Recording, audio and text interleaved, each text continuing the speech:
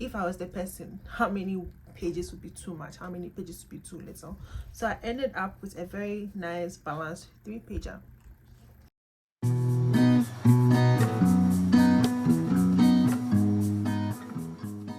So hi guys, thank you so much for joining me today in this video. My name is Dorothy. I'm an international student pursuing my PhD in Canada. In my previous videos, I've been talking about the Canadian visa and the questions and the immigration ports and all of that. But today, I want to talk to you about or be reading excerpts of my explanation letter or my letter of explanation for the study permit. So I'll be starting with the structure of this letter. So for me, I'd explored like different types of such letters. I have friends who have maybe finished or are currently studying in Canada. So they finished their program, but they are still students here. And so I asked them that, okay, what is the right structure? Because you want it to be broken down in structures. If you just write a full thing with no division, it might get boring. So if you have like subheadings in your letter, like as I have here, so I have this here, I have this here, and in my next pages I do have them broken in. So it's like every single part I have divided it into is speaking to that topic. So if the person is really interested in just knowing my education and work experience and maybe my interest in the program and why I want to study in Canada, you can just go straight to it. Do you get it? And so yes, you have to have a good structure that works for you. For me, I had like a general introduction to telling them who I am and why I'm applying. My program is starting in this day, on this day, and then I have an admission, I have this thing in my offer, I have funding and all of that. So that's your first thing. Then I went straight into the topic of education and work experience. So under that, I spoke about like my educational background and all of that. I'll just go through it and now pick every topic and then tell you what I wrote there, and maybe read certain lines for you to get like a feel of how to write your explanation letter.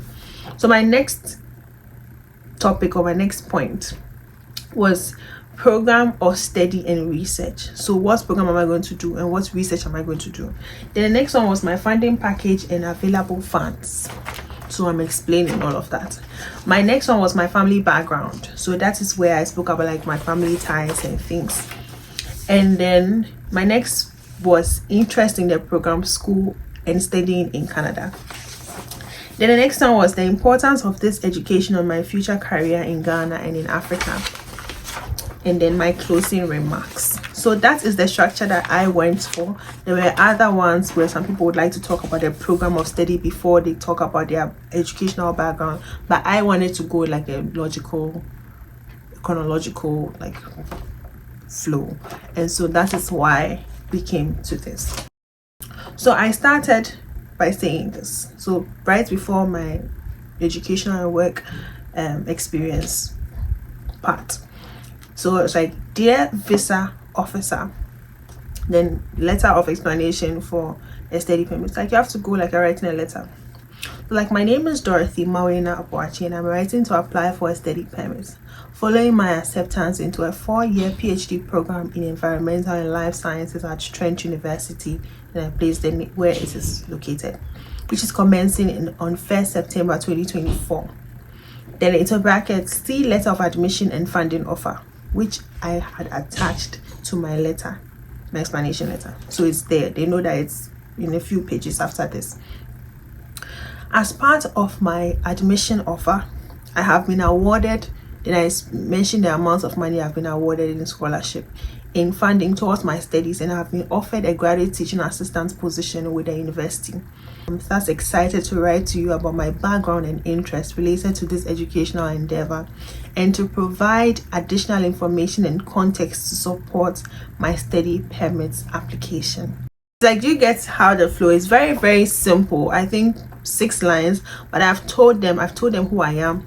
I've told them where my program, I've told them that I have funding, I've told them I'm going to be a graduate teaching assistant, and I'm excited to share with them context so they can understand the documents they see better. So under the topic of education and work experience, that's when I started to say that, oh, so I had my bachelor's at the University of Ghana.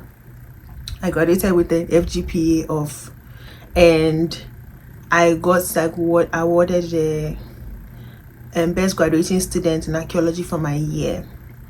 And then I spoke about how my interest has evolved from being an archaeologist and a political scientist back in Ghana, and why I even decided to go and do a master's in archaeological material science. So these two combined has given me so much experience that I know that I'm ready for my PhD in a scientific aspect. So I have the archaeological background, I have the material science background, now merged it for my PhD.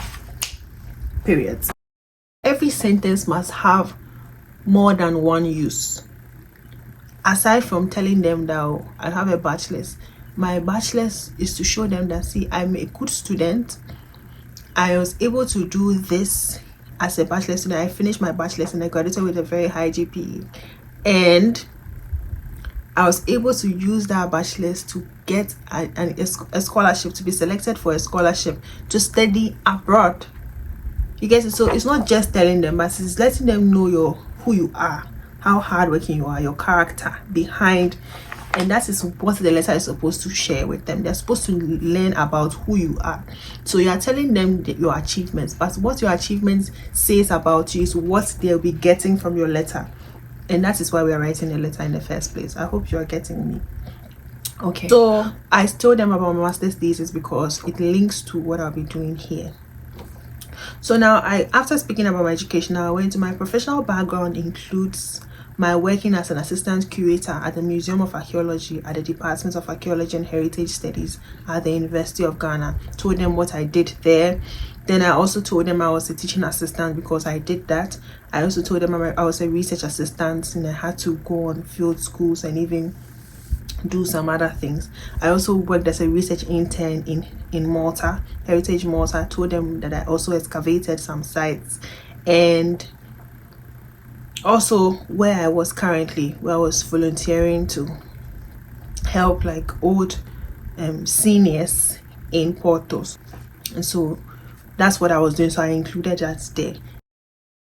So we finished with education, the section about education and work experience. Now we'll be talking about the program of study and research. So this is where I tell them that I want to work on this and this and this. And so it's like my proposed research work at Trent University would be exploring agriculture in ancients, like civilizations, blah blah blah blah. And I want to answer these questions. I want to use the technique of stable isotope analysis, and this is why I even want to work with this particular supervisor, because he is an expert in it and he's the one who is giving me access to the samples that I'll be using for my research, and that is why I want to even work with him.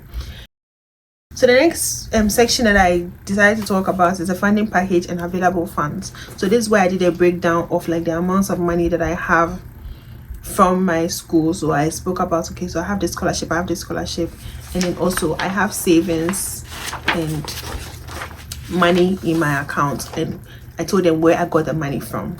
And so yeah, that's generally what I placed in my funding package and available funds section. Now my next section was my family background. So I was like, my parents are one of the reasons I returned to Ghana after completing my program in Canada.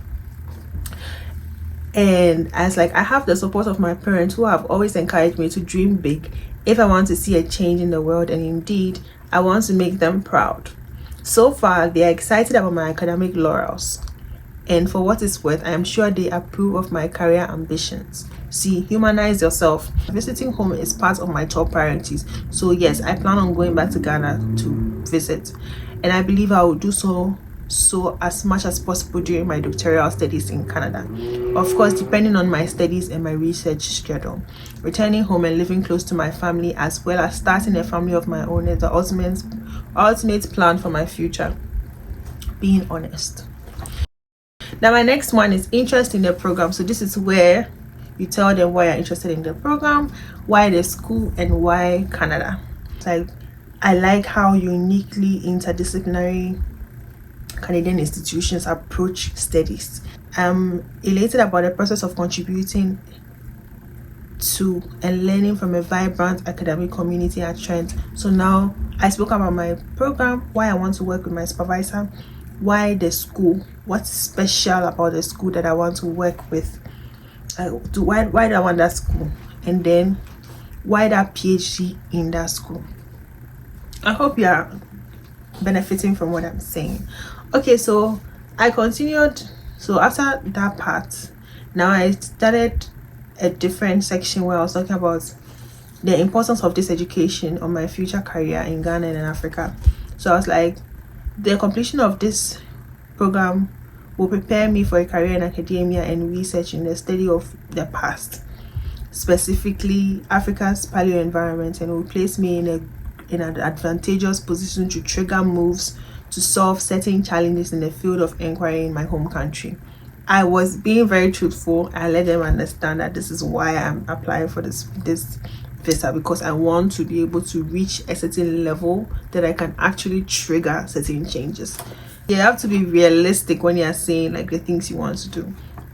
So I mentioned all of that, spoke about some of the problems that we face as archaeologists in Ghana and in Africa, and yeah, I think that's it. Anyway, so my concluding remarks, so that was the last section. I was like, I'd like to conclude by saying I hope my passion, enthusiasm to learn and share knowledge as an archaeologist has been expressed.